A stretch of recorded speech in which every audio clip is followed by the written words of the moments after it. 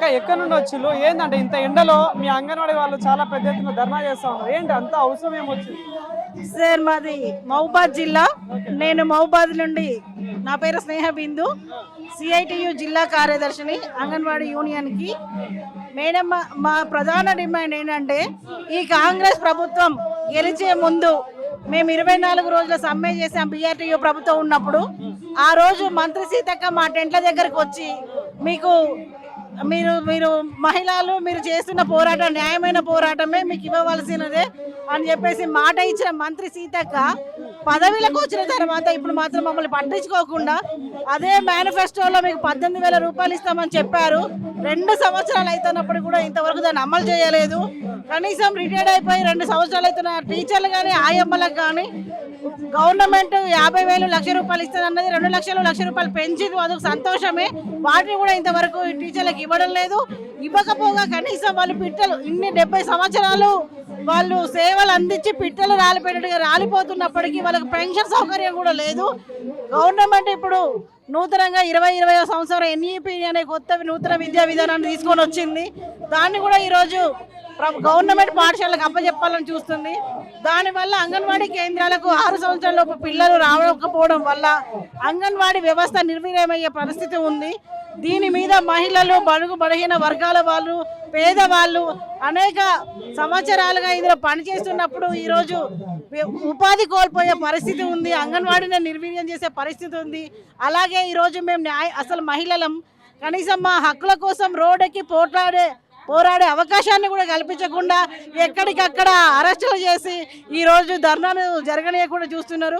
ఒక మేము మహిళలు ఎక్కడైతే గౌరవిస్తారో అక్కడ దేవతలు కొలువై ఉంటారంటారు. మరి ప్రభుత్వానికి మహిళలు అవపించడం లేదా? ప్రభుత్వం కూడా అంటూ ఉంటది అక్క, మహిళల్ని కోటేశ్వర్లు చేస్తా ఉన్నాం, మహిళలకి గౌరవం ఇస్తా ఉన్నాం.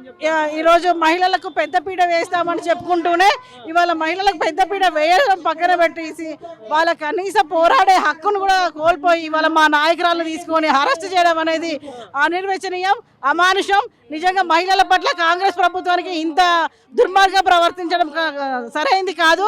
గతంలో కూడా ఇలా తెలుగుదేశం పార్టీ కూడా మహిళల పట్ల చాలా దుర్మార్గంగా గుర్రాలతో తొక్కించి బాష్పవాయు ప్రయోగాలు చేసిన ప్రభుత్వానికి బుద్ధి చెప్పిన అంగన్వాడీ టీచర్లు మళ్ళీ కూడా ప్రభుత్వం ముందుకు రావాలి, గెలవాలి, ఇది సాగాలి అన్నప్పుడు మహిళల పట్ల ప్రభుత్వం మంచి సదుద్దేశంతో ఏమైతే హామీలు ఇస్తామన్నారో అవన్నీ ఇవ్వాలి. మా నాయకురాలను ఫస్ట్ ముఖ్యంగా విడిపించాలి. అందులో ఈరోజు అసెంబ్లీ నడుస్తోంది. ఈ అసెంబ్లీలో మా అంగన్వాడీలకు బడ్జెట్ కానీ మా పరిస్థితులను కానీ గ్రాడ్యుటీ అమలు చేయాలని చెప్పి సుప్రీంకోర్టు తీర్పు ఇచ్చినప్పటికీ కూడా గ్రాడ్యుటీ అమలు చేయకుండా మమ్మల్ని అనేక నష్టాలకు గురి చేస్తున్నటువంటి ప్రభుత్వం ఇకనైనా అసెంబ్లీలో మా చర్చలు జరిపించేసి మాకు న్యాయం చేయాలని మేము మహబూబాద్ జిల్లా నుండి రావడం జరిగింది. ముఖ్యంగా కూడా ఈ దుర్మార్గం ఎక్కడంటే మనిషికి మాట్లాడే హక్కు లేకపోతే, కనీసము అడిగే హక్కు లేకపోతే, ఈ రేవంత్ రెడ్డి సర్కారు ఒకప్పుడు గెలిచేటప్పుడు ఎర్రన్నలు వాళ్ళు శాసనసభలో అసెంబ్లీలో లేకపోయినప్పటికీ వాళ్ళు ఏదైనా కూడా న్యాయ పోరాటం చేస్తారని చెప్పి పొగిడారు. మరి అదే న్యాయం కోసం రోడ్డెక్కే హక్కును కూడా ఇట్లా తీసేస్తే ఇంకా మేము ఎక్కడ పోయి మా సమస్యలు చెప్పుకోవాలి? ఎవరికి? ముఖ్యమంత్రి చెప్తా ఉంటారు కదా, ధర్నా చౌక్ లో మేము ధర్నా చౌక్ ను ఎత్తేసినాం, ప్రజాపాలన అందిస్తా ఉన్నాం, అందరూ స్వేచ్ఛగా ఉన్నారు, ఎవరిని ఇబ్బంది పెడతలేము, ఎలాంటి అరెస్ట్ లేవని చెప్తుంటాడు కదా. ఓకే సార్, మీరు సమాన పాలన సమాన విద్య. ఈరోజు ధరలకు అనుకూలంగా మేము మా కుటుంబాలను గడుపుకోవాలన్నా, పోషించుకోవాలన్నా, మంచి సౌకర్యాలు అనుభవించాలన్నా కూడా ధరలకు అనుగుణంగా మా వేతనం ఇచ్చేస్తే మేము కూడా ప్రజాపాలన సుఖంగా అనుభవిస్తామే తప్ప కావాలని ఎవరు కూడా రోడ్లు ఎక్కరు కదా. ప్రభుత్వ పాలన చూస్తుంటే ఏమనిపిస్తా ఉంది? ఇప్పటికీ 3 ఏళ్ళ ప్రభుత్వ పాలన బడ్జెట్ లేదు అని అనుకుంటూనే కొత్త విధానాలు తీసుకొస్తుంది. పిఎంసి ప్రీ ప్రైమరీ స్కూళ్ళకి బడ్జెట్ ఎక్కడ వస్తుంది? అదే బడ్జెట్ కు సంబంధించిన ఏవైతే ఫ్రీ స్కూల్ మెటీరియల్ ఉందో అంగన్వాడీ కేంద్రాలకు చేస్తే ఇంకా క్వశ్చన్ ఏంటంటే బడ్జెట్ లేనప్పుడు ఎమ్మెల్యేలు జీతాలు ఎందుకు తీసుకుంటారు? వాస్తవమే సార్, మీరు అడిగింది కూడా కరెక్టే. ఎమ్మెల్యేలకు జీతాలు పెంచుతారు ఎందుకనంటే వాళ్ళ ప్రభుత్వానికి ఎక్కువ మెజారిటీ వచ్చి గెలవాలి, వాళ్ళ పాలనలో కొనసాగాలి. కానీ నిరుపేదలైనటువంటి మహిళా జీవితాలను వాళ్ళ బ్రతుకుల మీద పొట్టగొట్టడం అనేది కాంగ్రెస్ ప్రభుత్వానికి తగింది కాదు అనేది మా యొక్క అభిప్రాయం సార్. ఖమ్మం ఉంటుంది అక్కడ ఇల్లులు కూలగొడతా ఉన్నారు వెలుగుమట్ల కావచ్చు ఇప్పుడు హైదరాబాద్ లోనేమో మూసీ సుందరీకరణ అని చెప్పేసి అది కూడా అంటే ఇల్లులు కూలగొడతాను ప్రభుత్వం పాలన మీద ఏం చెప్తారు అసలు?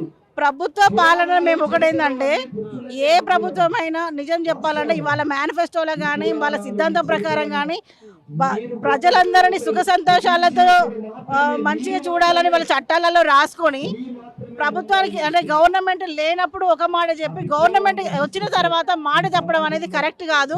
ఎందుకనంటే ఇదే మంత్రి సీతక్క మా పట్ల అయితే నిజంగా కూడా మా టెంట్ల కిందికి వచ్చి తన సొంత డబ్బులు తన టెంట్ల కిందికి వచ్చి తన సొంత జేబుల నుండి పైసలు ఇచ్చిన మీరు మీ న్యాయమైన పోరాటానికి మేము కూడా మీకు ఎప్పుడు వెన్నంటి ఉండమని చెప్పి తన సొంత డబ్బులతో ఇచ్చింది.